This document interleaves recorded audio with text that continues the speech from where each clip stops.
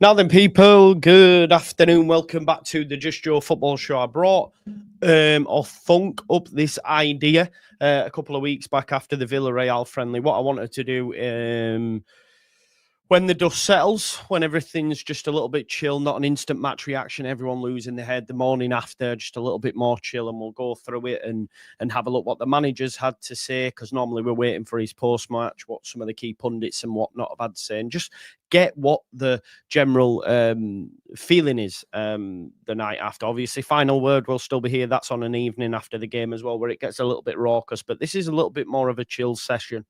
And then I thought, do you know what? I need to speak to someone about coming on this on a regular basis, because I don't get to do much post-match content with him. So I reached out to him today and said he'd be game for it. So on a regular basis, hopefully, when time permits. My Phil to your Grant, it is, of course, the Mitchell brothers, me and Joe Lynch. How are we doing, Joe? Yeah, I'm good, mate. I'm good. Very good after last night. Yeah, and I've calmed down as well. I was wired last night after that game. Well, we were texting about, was it about 1 or 2 a.m. or something? Half past 1, we were still texting. I was sitting up in the bed wide awake, and I was saying to you, I can't sleep. You're like, yeah, same. Yeah, I think I got off about 2:30 or something at 2 o'clock, if I'm honest. So, yeah. Yeah, good, isn't it? Good. It's good to be back. It's good to get 3 points and be a decent, well, they didn't look great. Yeah, I've just been reminded by Dave. Sky Sports as Joe Lynch, by the way. Sky Sports as Joe Lynch. It's great to see, mate. Big up the fanatics. Big up the fanatics. A lot of love for that. Yeah. What's your initial feelings after the game, mate, now that the dust has settled? How are we feeling? I'm really happy with it. Everyone's saying Everton were poor. Were they poor, or did we make them look poor? That's, there's two sides to that coin. Very happy, defensively solid, which we wanted. Again, like preseason, didn't think at any point, even when we were under pressure, I didn't think we were going to concede, especially towards those last couple of minutes when they were just launching balls in on top of us. We handled it, and there was just a calmness and a physicality about that midfield that I haven't seen before. And the one big takeaway from that game is, I don't think I've ever seen Leeds win so many second balls in a match and do it like it was part of the plan. Like even last year, I complained an awful lot last year about we don't pick up enough second balls, we get caught in transitions. And last night, that just wasn't the case. When the ball dropped, Ethan Ampadu was there to clean up. Tanaka was there to get us going again. Stack, power, poise, a little bit of class and calmness in there as well. Yeah, top to bottom. I think the two wingers probably had the toughest nights, but I mean, they were up against two absolute giant defenders as well who limited their space. So they'll get more space against other sides. But the whole point of the preseason has been built from the back. And I think we saw last night why that was the case, because if you're hard to beat, you pick up points. And we looked really hard to beat last night and have done over preseason. So I'm not losing the run of myself here by any stretch of the imagination. There's tougher games to come, and we will lose matches, and we might end up looking pretty average against some teams, but it's a very strong platform to build on, Joe. It is, mate. You bang on the money. I agree with you. I think the midfield was phenomenal. If I think back to Portsmouth last season, how we got bullied a little bit. Yeah. Last night we bullied Everton, didn't we? We were they had two midfielders in there, Idrissa again, Bornham, I think his name was, but they were combative, but they got run all over, if we're being totally honest. I don't remember Dewsbury Hall touching the ball in the first half.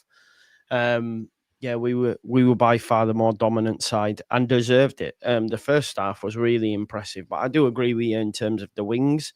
I thought Nonto was better of the two, but James struggled to even get into it at times. But I think that's where we're all aware, and the managers are where we're missing that spark in the final third, because although we got a decent XG, I don't remember many great opportunities that we did carve out. And if it weren't for the penalty, we're all sitting here going, oh, it's 0-0, we deserve more, should have got more. Thankfully, we got the penalty, which...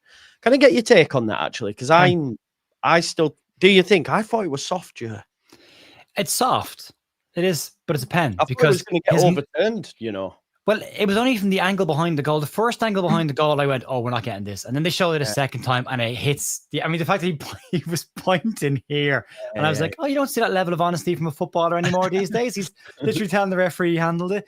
The bit for me that made it a penalty was his motion towards the ball. If he'd just stood there like that and I'd hit him, not a penalty. But the fact that he goes Yeah, fair. To the ball. Then there's a, and he's blocked a shot on goal. So for me, it's a penalty. And we need a bit of luck.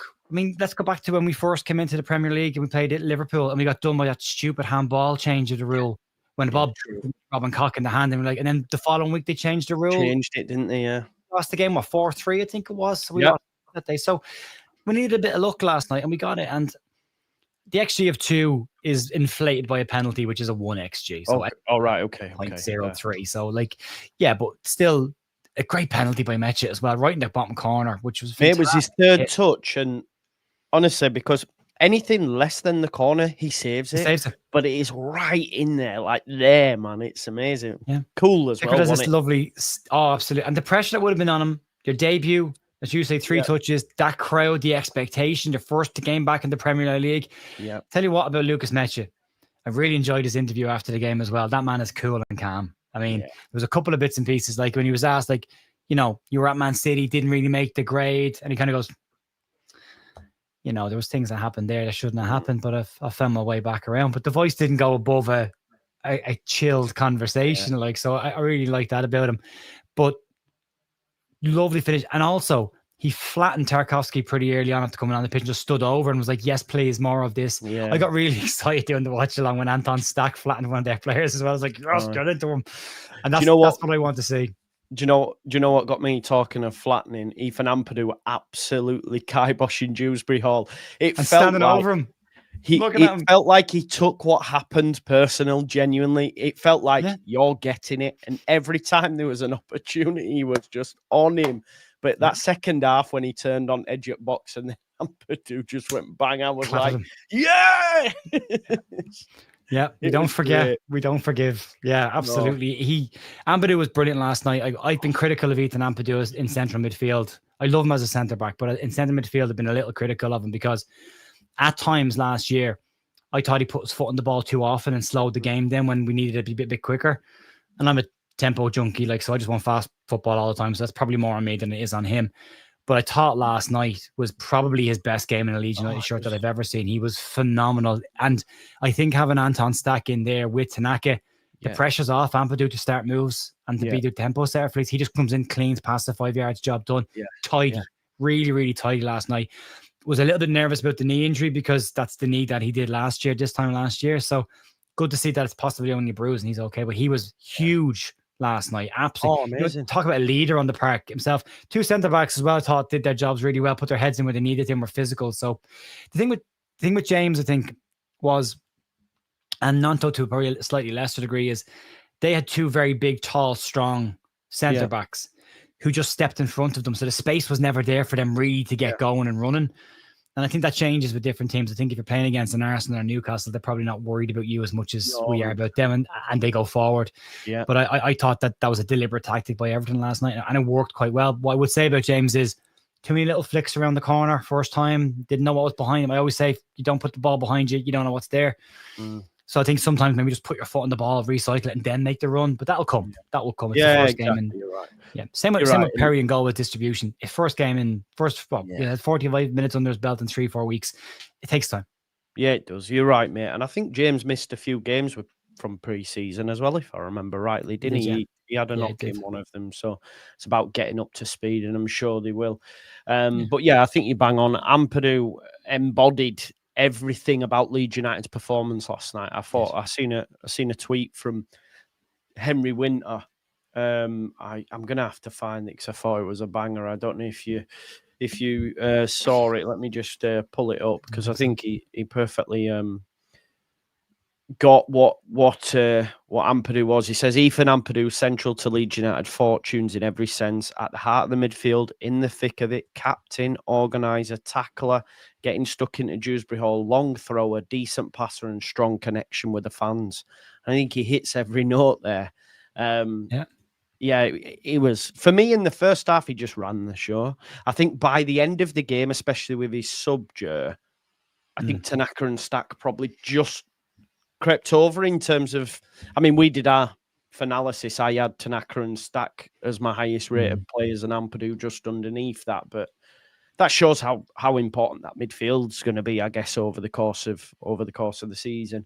And I think next Saturday at the Emirates. It's going to be tough, but I go in thinking, you know what, we're going to be difficult to beat, and that's all we want, right? As long as we don't go and be whipping boys like we were previously, then you know we can forgive maybe getting beat by a better side if we're not just gifting them goals. Do you know? I didn't think we looked as fragile at the back as we looked the last time we were in the Premier League. And that includes the first season when we finished ninth. We were still looked a bit fragile at times, counter-attack wise. I didn't think we looked like that at all last night. So there's a big change there. I wasn't blown away by Arsenal against Manchester United. That game looked like two poor sides just scrapping for a 1-0. I know Roy Keane also went in pretty heavy on Arsenal as well, saying they got their goal and they just were happy with that. And maybe this is the change that we need to see from this Leeds side. We've had lovely football from Bielsa's time at the club, but maybe we just needed a bit more steel in this team. And I think maybe we're the side that go to teams now and bully them a little bit. We get in their faces, because if we go in with that intensity and that physicality against Arsenal, that's going to upset them. Absolutely upset. And it's going to upset their crowd, who are notoriously a very fragile crowd.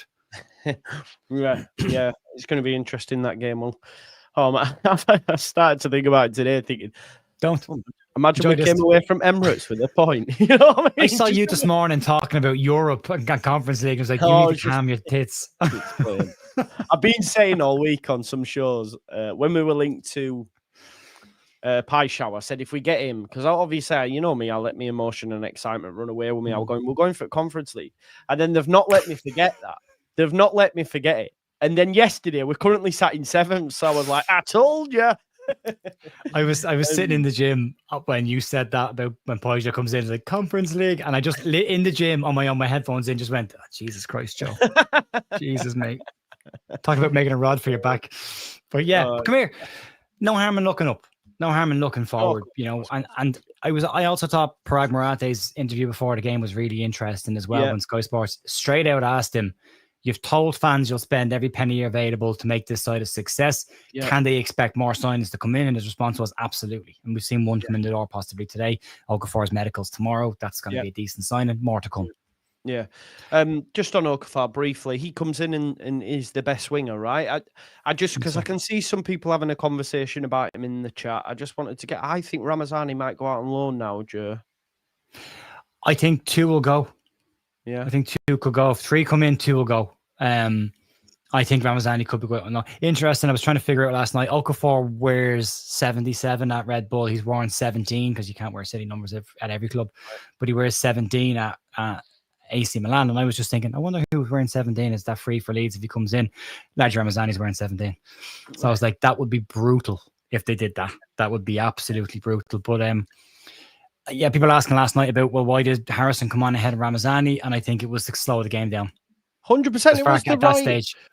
It was the right decision. It was the right decision, Joe. I don't think Ramazani has the what's the word? This experience, this focus in that game. It's tight. When Harrison was getting it, he was passing it. He was keeping it in the corner. I think Aronson did well when he came on in doubling up on Grealish with Bogle. Can you get that from Ramazani? I'm not too sure, if I'm being honest. I think it's a different option. I think if at that point, and then listen to what Farke said after the game about his conversation with Tanaka, he was starting to get a little wound up by the fact that Tanaka and Stack were making bombing runs forward, and he was trying to tell them, don't do that, sit, try and see this game out. And I think the reaction to that was a triple substitution where he takes off Tanaka and Harrison's one of the 3 that comes on. And that is to basically bring it to the corner flag and slow it down. I think if you're bringing Ramazani on in that situation, you're going for it, because Ramazani is a direct, 100%. Aggressive, great runner with the ball. And I think if you want a lightning rod to pick up the game, I think if it still be 0-0, you see Ramazani come on. Agreed.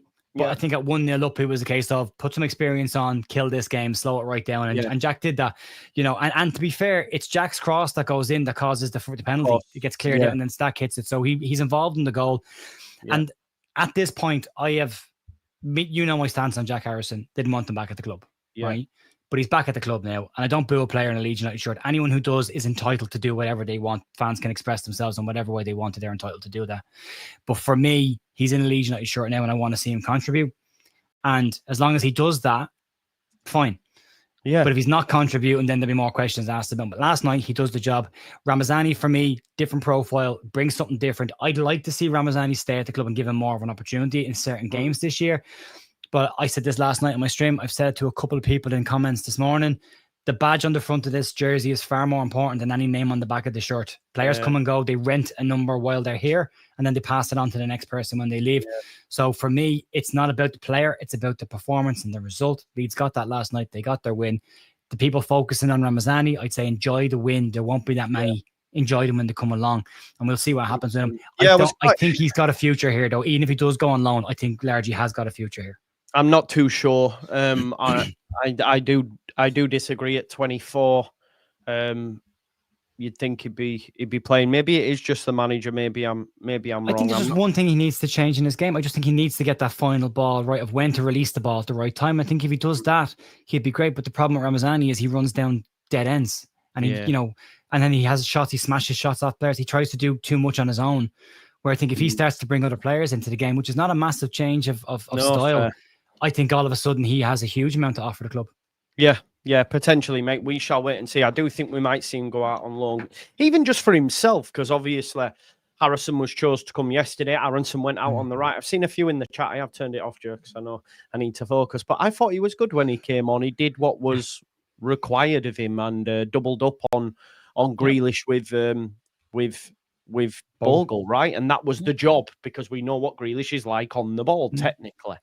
So I thought to be honest, the manager got a lot of stick for tactics, being inflexible. Last night, he didn't put a foot wrong. The tactics were right pre-match, and the subs were all made at the right time by the manager for the right personnel for me. Yeah, and the fact that the players that came onto the bench made an impact in the game as well. So to see the players come on and Leeds not drop their level as a result, which has potentially been an argument about the Leeds bench over the last couple of seasons, is it a good enough bench to really push the first team players? I think you've got that now in a bit more depth. So yeah, I thought he got the tactics spot on last night. Nice to see his first change at 66 minutes and not 70, so we can bin that one off straight away.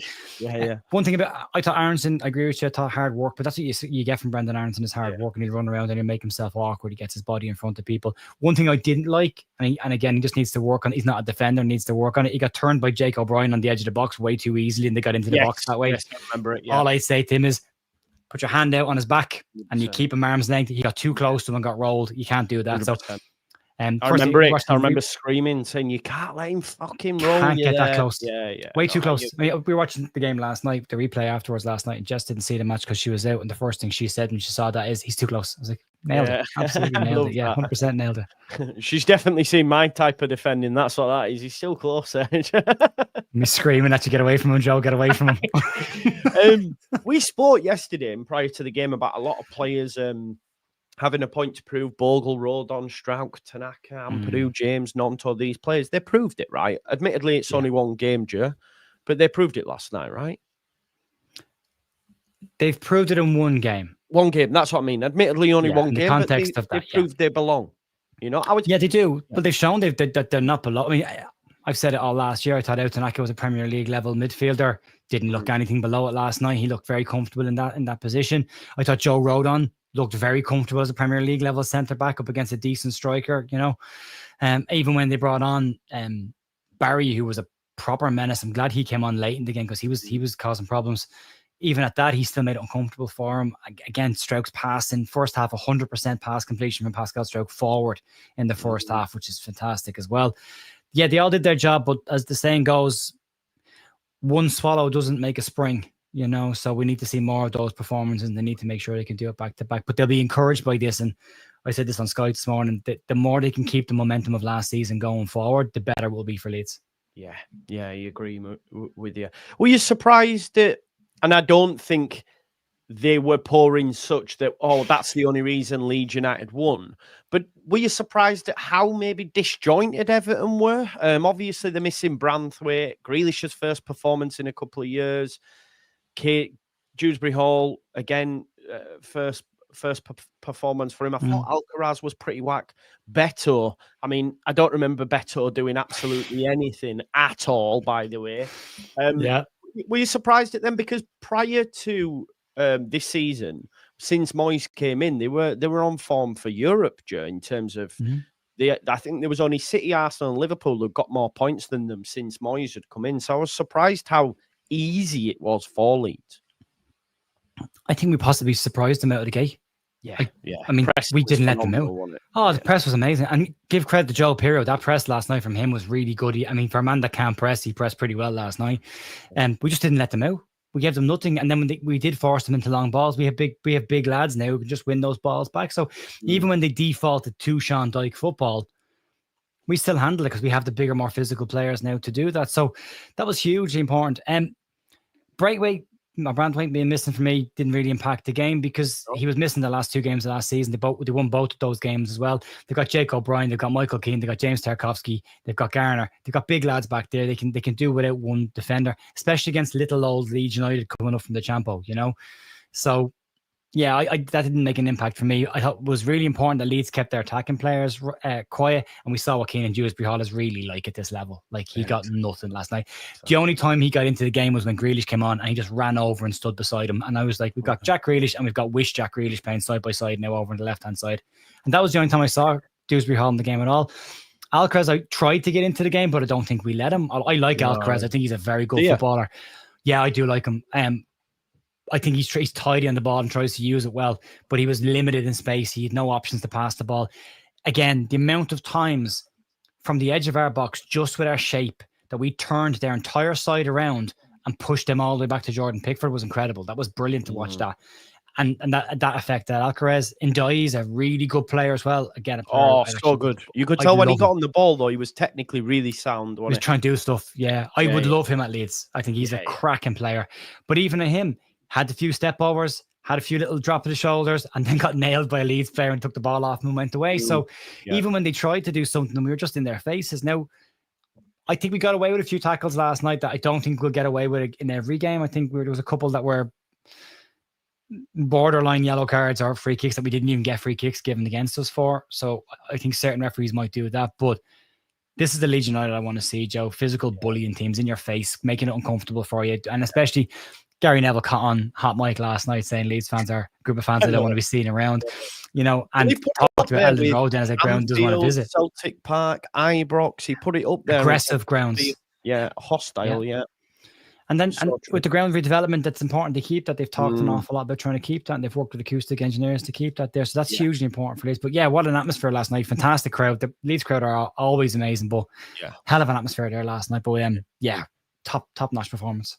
This is the thing, I was winding up locks earlier on as well, because last season, the free promoted clubs had to wait. Leicester, October 5th. Southampton, November 2nd. Ipswich, November 10th for their first win. We got it. Yeah, exactly. This is the point. Like, Sunderland getting a win on Saturday, we're already at 5% of what the whole 3 promoted teams points-wise last season. So I think Leeds United now, that's 6 points for the newly promoted sides against whatever they got last season. But, they had to wait till November, and we've got it straight out the gate, Joe. And it was important we did, because we got Arsenal next, and it's a bit of a free hit then, We were worried, saying, if we don't win, we then got Arsenal and Newcastle. You could be looking at 3 games, 0 points, bottom of the league. At least now we've got a little bit of breathing space for the Arsenal game, Yep. Yeah, it's important. But yeah, I mean, in terms of the new boys as well, I just want to earmark Stack and Goodmanson. For me, they were phenomenal. Like, Goodmanson looks like he belongs in the Premier League. They were taught, myself included, Firpo deserves a chance, etc. But Goodmanson showed, for me, more balance. Better, in terms of can go forward, but also can do well at the back as well. He's not just all forward or all back. I was really impressed with him. I think he got the most successful take-ons in the game as well, Joe. And Stack, I mean, he's so good, man. He's so good. 17 million quid. Wow, insane. You want a marquee signing? There you go. Yeah. I've seen that. They're brilliant.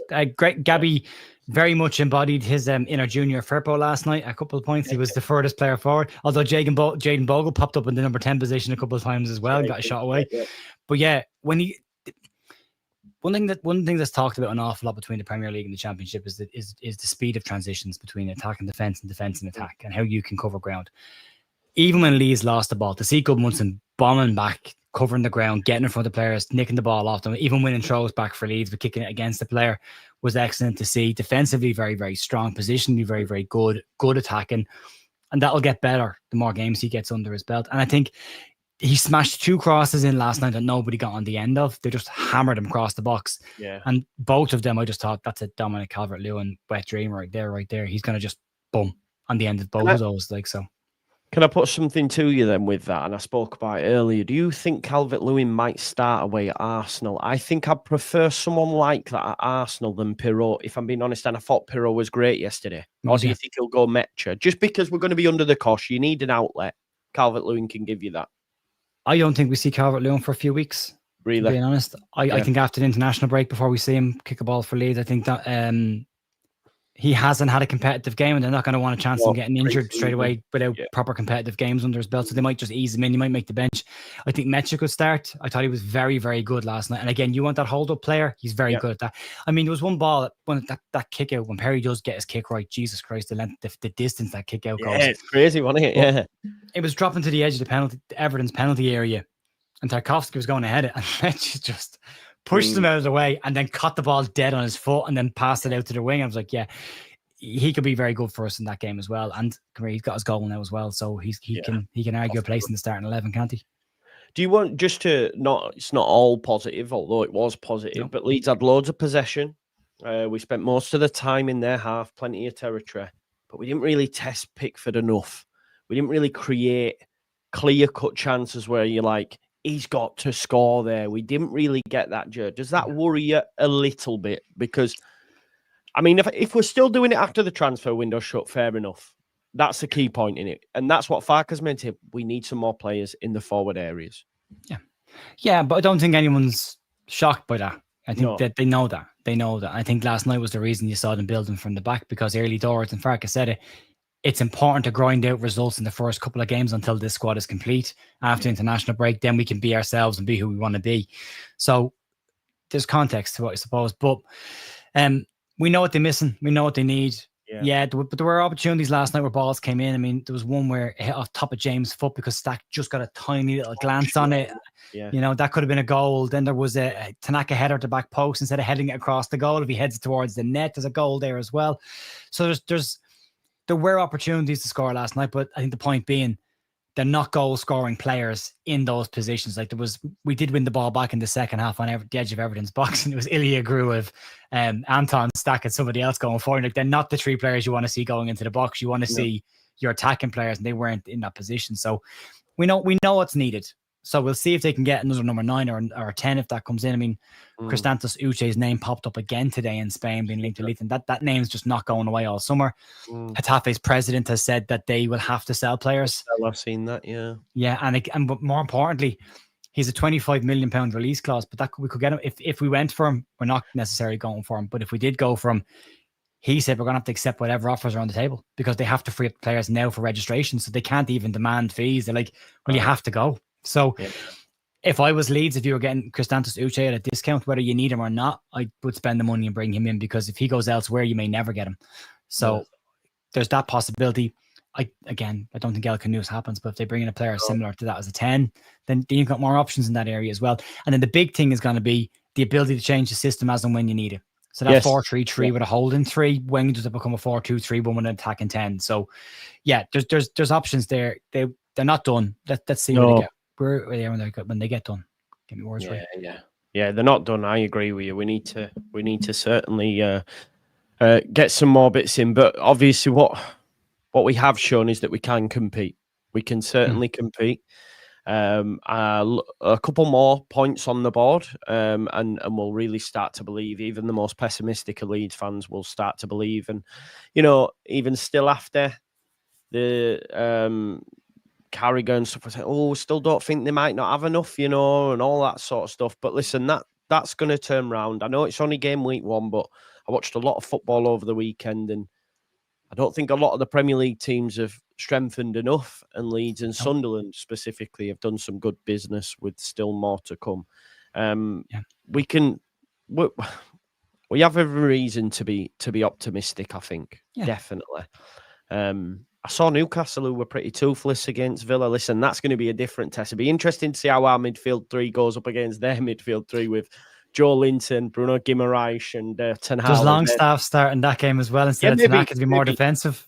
Yeah, maybe you're right. It's been suggested maybe he comes in at Arsenal potentially. It'd be harsh on them, but that's another one as well. People were asking me this question: does Biol come straight in? My answer would be no. I think Strout deserves his opportunity because I thought out of the two, he was actually the better of the two yesterday, Joe. So he's very good. Yeah, but he's more football and centre back than Joe Rodon is. So you get that from him. So he always looks a little bit better when he's on it. There was a moment though. There was one point where again, my criticism of Pascal Strouk last season. I love him. My criticism has been at times he gets too close to players and gets done in behind. And then there was one moment last night where he got right up the back of Beto, who flicked the ball around the corner. There's a huge amount of space behind him that they ran into. So little things like that with Pascal that they pop up every now and then. They're not consistent stuff. But I don't think anybody walks into this team. And I think that's a really strong position to be in because for so many years we've had an 11 that's our best 11. End of story. Yeah. And as soon as that player comes back, he goes straight back in. We talked about players with a point to prove. Every single one of those players who has that jersey right now, that's your jersey for you to keep or for you to lose. And depends on what you do to that. Did any of those players do enough last night to lose their shirt? I don't think so. But there's going to be questions on the bench now of who loses their spot on the bench because that bench is decent. Yeah. You know, someone's going to lose it. Isaac Schmidt didn't make the bench last night. Who falls off that bench next week for Yacobillo? So it's a brilliant position to be in. You've got serious competition in nearly every position right now with the little gaps to be filled still. But when they are filled, that's an entire side with competition for every single place. So anyone who slightly drops the level, bang, next guy comes in and takes your shirt and then it's his for until he loses it. So it's a great position to be in. I wouldn't be in a rush to put anybody straight back into the side. It's their jersey. If they're doing well, they keep it. Yeah. No, you're right. I think it's theirs to lose, and I don't think anyone put a foot wrong at all. But yeah, Joe, that's it really. I don't think there's much more for us to say. Really, on this, it's on to the next one now. And Arsenal away, which is lunchtime on Saturday. The games are coming thick and fast. It's a little bit tiring, but we're grateful of it because there's an international break soon enough in it, and we'll be complaining again. I know. Yep. September, October, and November we get them. It's terrible. Righteous one, that's a good shout. Great way to finish. Righteous one says, "Give us your man of the match." We'll have one each. You can go first, mate. Stack, but just about ahead of Goodmanson and Tanaka and Amps. Yeah, what's your reasoning? I just thought he was I said physical presence, did all the hard work, but he's such a calm player. And the whole side just relaxes when he gets the ball. And it was really interesting to see that by the time the second half came around, Everton just backed off him every time he got the ball. So his presence, it's great. Yeah, I think I'm going to go Stack as well. I did on the Finalysis rate him and Tanaka the same, but I think with it being his first debut, his first performance for Leeds, first time in the Premier League, with his shot that created the goal. What I would like to see, actually, just to before we finish, I did forget, but it's just come back into my mind. I'd like Okafor to come in as well for the set pieces because we need Stack in the box. Get him off corners. Corners. Man. Great delivery though, but get him off corners. Yeah, get him off corners, man. Because I think even he got frustrated on one because he hit the front man, and the next one came and he went to Goodmanson. You come over, and then never again. So I wonder if Farke had said, "No, I don't want that. I need someone back there." But yeah, I'm not saying they weren't really poor, his set pieces, but I'd just rather him be in the box. I'd rather him be in the box. I mean, we nearly scored twice off of 2 corners that he put in. So, he's good at them. I want to bring up something, by the way. Yeah. Forget Stack on corners because I agree with you. That's the end of that, right? So, when did Ethan Ampadu get a long throw, and why has it not been used until now? Exactly. What was that about? This is the distance that ball went. I was like, where the fuck did he get that from? It was massive, man. Straight in the box. I was like, go on. Yeah. But again, that shows me the manager is aware of what's required, his tweaks that he's willing to make. In the Championship, it's very much, my team's the best. We're going to play this way. 9 times out of 10, we'll win. In the Premier League, it's like, I'm going to take every opportunity to get an increment in. Yeah. Yeah, it was. Distance, it wasn't even penalty spot. It was beyond the penalty spot. You know, I was like going, it's a Jesse Marsh wet dream, that. It's a Jesse Marsh wet dream. Somebody said last night to me, I wondered did they have a throw-in competition? Like, I never, because it never bothered me that Rafinha took throw-ins, because the way I looked at it is, if he was crossing the ball from the wing, a throw in from the wing is the same. There's still delivery into the box, and that never irked me too much. I understood the argument for it, but it never bothered me that much. But to have him there for 2 years and to never ever use that throw in, and then to see it last night, the very first time he got it, I was like, Ethan Ampadu's taking the throw in. This is unusual. Don't see him. And then he threw, and I was like, what?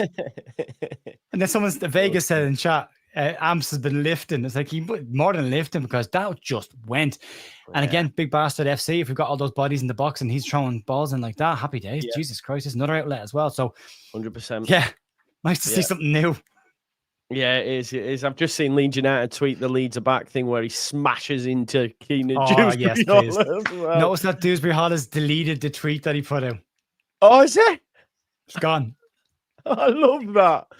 Yeah, he got smashed into him, rightly so. I loved it, honestly, mate. On the watch along, I'm going, yes, he means business. He's took it personally. I loved it. I don't like Tarkowski at all. I look at it. He's the Premier League's bully. So I always look at him, which is a good thing for Everton fans, but not for anybody else.